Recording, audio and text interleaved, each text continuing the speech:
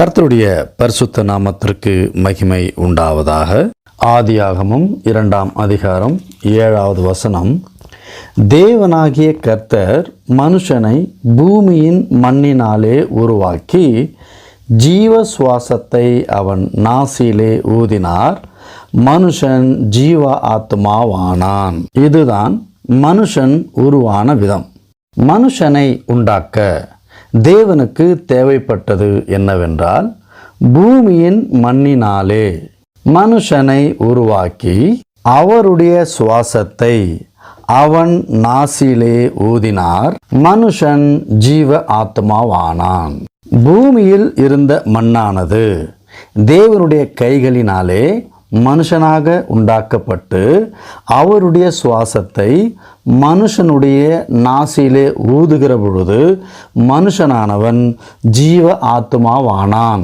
தேவன் மனுஷனை தவிர மீதம் இருக்கிற எல்லா உயிரினங்களுக்கும் உயிரை கொடுத்தார். ஆனால் மனுஷனுக்கு மட்டும் ஜீவ ஆத்மாவை கொடுத்திருக்கிறார். ஜீவ சுவாசத்தை அவன் நாசியிலே ஊதினார். மனுஷன் ஜீவாத்மாவானான். இறைவன் மனுஷனுக்கு கொடுத்த இன்னொரு அற்புதமான படைப்பு என்னவென்றால், தன்னிகர் இல்லாத தமிழ்மொழி. என்றால் தமிழ் மொழிக்கு இணையாக எந்த மொழியும் இல்லை என்பதே. உடனே நமக்கு தோன்றுவது அது எப்படி? ஆதியாகமம் 2:7 வசனத்தை ஆங்கிலத்திலே நாம் படிக்கிற பொழுது, And the Lord God formed man of dust of the ground and breathed into his nostrils the breath of life, and man became a living being. மனுஷனை உண்டாக்கின தேவன் அவனுடைய நாசியிலே ஜீவ சுவாசத்தை கொடுக்கிற பொழுது அவன் ஜீவ ஆத்மாவானான் என்று தமிழில் படித்தோம். ஆனால் ஆங்கிலத்திலே லிவிங் பீயிங், அவன் உயிருள்ளவனானான் என்றே சொல்லப்படுகிறது. அங்கே ஆத்மாவை குறிப்பிடப்படவில்லை. ஆனால் தமிழிலே ஜீவ பிளஸ் ஆத்மா, ஜீவ ஆத்மா. ஒரு மனுஷன் உயிர் பெறுகிறான் என்றால் உயிர் மட்டுமல்ல, உயிரோடு தேவன் நமக்கு ஆத்மாவையும் கொடுத்திருக்கிறார். அது எதற்கு என்றால், நன்மை தீமை என்பதை ஆராய்ந்து அறிய. யாருடைய சொல்லை கேட்கிற பொழுது முழுமையாக ஏற்றுக்கொள்ளவோ முழுமையாக வேண்டாம் என்று சொல்லவோ அல்ல, அந்த ஆத்மாவிற்கு நன்மை தீமை என்று பிரித்து அறியக்கூடிய ஒரு ஞானத்தை தேவன் மனுஷனை உண்டாக்கும் பொழுதே கொடுத்திருக்கிறார் என்பதே அதனுடைய பொருளாக இருக்கிறது. உடனே நமக்கு ஒரு கேள்வியை கேட்க தோணலாம். ஆங்கிலத்தில் லிவிங் பீயிங் என்று இருக்கிறதை தமிழில் ஏன் ஜீவ ஆத்மா என்று மொழிபெயர்த்தார்கள்? அதற்கு முன்பதாக சில தகவலை நாம் அறிந்து கொள்ள வேண்டும்.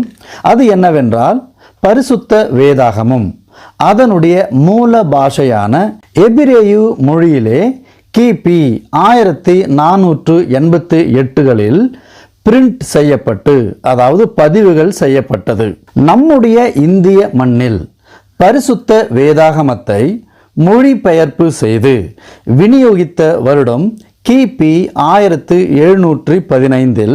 பல மொழிகளுக்கு சொந்தமான இந்திய மண்ணில் தமிழ் மொழியில் வெளியிடப்பட்டது குறிப்பிடத்தக்கது. நம்முடைய ஆண்டவரும் அருமை இரட்சகருமான இயேசு சிலுவை மரத்தில் பலியாகி மரித்து 3ஆம் நாள் உயிரோடு எழுந்து பரமேறி சென்ற பின்பு பல ஆண்டுகளாக, பல ஆயிரம் ஆராய்ச்சிகளுக்கு பிறகு ஆண்டவராகிய இயேசு அவர் உண்மையாகவே தேவகுமாரன் என்றும் அவர் இந்த பூமியில் இருந்து அவர் தேவனுடைய ராஜ்யத்தில் எடுத்து கொள்ளப்பட்டார், பரமேறினார் என்று பல ஆராய்ச்சிகளுக்கு பிறகு அறிவியல் அறிஞர்களாலும் வேத வல்லுநர்களாலும் உறுதி செய்யப்பட்டு பரிசுத்த வேதாகமத்தின் முழு தொகுப்பை கிபி 1488 இந்த உலகத்திற்கு கொடுக்கப்பட்டது. ஆண்டவராகிய இயேசுவோடே உடன் இருந்து ஊழியத்தில் பங்கு பெற்று மரித்த பிறகு அவர் உண்மையாகவே உயிர்த்தெழுந்தாரா என்கிற சந்தேகத்தை எழுப்பி தோமாவானவர் ஆண்டவராகிய இயேசுவின் கைகளை பார்த்த பிறகு, ஆம், நீரே தேவகுமாரன் என்று சொன்னார். யோவான் 20:25 அதற்கு தோமா, அவருடைய கைகளில் ஆணிகளால் உண்டான காயத்தை நான் கண்டு அந்த காயத்திலே என் விரலை விட்டு என் கையை அவருடைய விலாவிலே போட்டால் ஒழிய விசுவாசிக்க மாட்டேன் என்றான். யோவான் 20:27 பின்பு அவர் என்பது இயேசுவை குறிப்பிடுகிறது. பின்பு இயேசு தோமாவை நோக்கி, நீ உன் விரலை இங்கே நீட்டி என் கைகளை பார், உன் கையை நீட்டி என் விலாவிலே போடு, அவ்விசுவாசியாமல் விசுவாசியாய் இரு என்றார். தோமா அவருக்கு பிரதியுத்தரமாக, என் ஆண்டவரே, என் தேவனே என்றான். அதற்கு இயேசு, தோமாவே, நீ என்னை கண்டதினாலே விசுவாசித்தாய், காணாதிருந்தும் விசுவாசிக்கிறவர்கள் பாக்கியவான்கள் என்றார். தோமா ஆண்டவராகிய இயேசுவோடு இருந்து ஊழியம் செய்து அவருடைய மரணத்தை பார்த்து உயிரோடு எழுந்ததில் அவனுக்கு சந்தேகம் உண்டாகி, சந்தேகத்தை தெளிவுபடுத்த இயேசுவை பார்த்தே ஆக வேண்டும், அவரை நான் பார்த்து அவருடைய காயங்களை நான் பார்த்து தொட்டால் ஒழிய அவரை நான் விசுவாசிப்பதில்லை என்று சொன்ன தோமா பரமேறிய இயேசுவை பார்த்த பிறகு பயணப்பட்டு இந்திய மண்ணில் கிபி 52ஆம் ஆண்டு இந்திய மண்ணில் காலை பதிக்கிறார். கிட்டத்தட்ட 1750 ஆண்டுகளுக்கு பிறகு ஆண்டவராகிய இயேசுவை அறிந்த இந்திய மண்ணில் இந்தியர்கள், கிறிஸ்துவை ஏற்றுக்கொண்டவர்கள், கிறிஸ்துவை ஏற்றுக்கொண்டு அவரை பிரகடனப்படுத்துகிற அநேக தேவ ஊழியர்கள், மிஷனரிகள் மனுஷனுடைய ஆத்துமா அழிந்து போகாமல் தேவனுடைய ராஜ்யத்தை சேர வேண்டும் என்றும் அநேகர் மனம் திரும்ப வேண்டும் என்று அங்கலாய்க்கிறோம். ஆண்டவராகிய இயேசுவை நேரில் பார்க்காமல் அவரை விசுவாசித்து அவரால் ரட்சிக்கப்பட்ட நமக்கே இத்தனை ஒரு வாஞ்சையும் ஆத்துமா பாரம் இருக்குமானால், அவரோடு இருந்து அவருடைய காயப்பட்ட கைகளை கண்ட தோமா அவருக்காக இதைவிட பெரிய காரியம் செய்வது எத்தனை நிச்சயம் என்பதை நாம் அறிய வேண்டும். தோமா இந்தியாவில் கால் பதித்த பொழுது தமிழ் பேசும் மொழி, எழுத்து, இலக்கணம் இன்றைய நடைமுறையிலிருந்து பெரும்பாலும் பல மாற்றத்திற்கு உட்பட்டதாய் இருக்கலாம். தோமா அவர்கள் இந்தியா வருகிற பொழுது நம் கையில் வைத்திருக்கிற புதிய ஏற்பாட்டை குறித்து தோமாவிற்கு அறியாது. அவர் அதை பார்க்கவில்லை. அதைவிட அவர் தேவனையே, தேவகுமாரனையே அவர் நேரில் பார்த்து அவரிடம் கிருபையை பெற்றுக்கொண்டும் ஞானத்தை பெற்றுக்கொண்டும் இந்தியா வந்ததினால் ஆண்டவராகிய இயேசுவை குறித்து கிபி 52 கிபி 72 வரை கர்த்தருக்காக ஊழியம் செய்தார்.